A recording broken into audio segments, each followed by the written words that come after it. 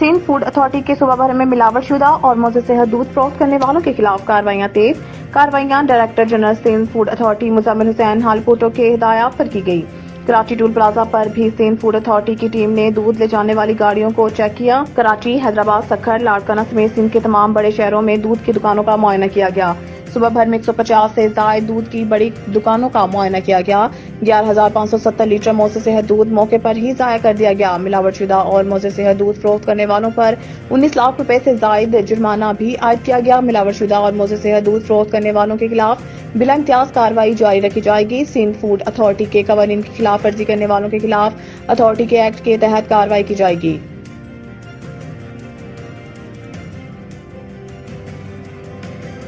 Karachi bureau report. Karbala سے واپس آنے والے ہزاروں پاکستانی زائرین گوادر میں پھنس گئے۔ 4 دن گزرنے کے باوجود بھی زائرین کو کراچی آنے والے راستے کھل نہ سکے۔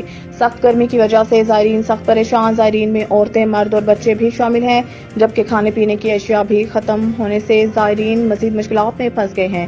کئی بچوں کی طبیعت بھی ناساز، بنیادی سہولیات سے محروم، کوئی پرسان حال نہیں۔ سندھ بلڈنگ کنٹرول اتھارٹی کا کورنگی بلڈروں سے گٹھ جوڑ۔ بارہا نشاندہی کے باوجود ادارے خاموش۔ بلڈر مافیا کے بلڈنگوں کی تصاویر کیا چلی؟ بلڈنگوں کی تعمیر کا کام اور تیز کر دیا گیا۔ ہفتہ اتوار کو بھی کام جاری۔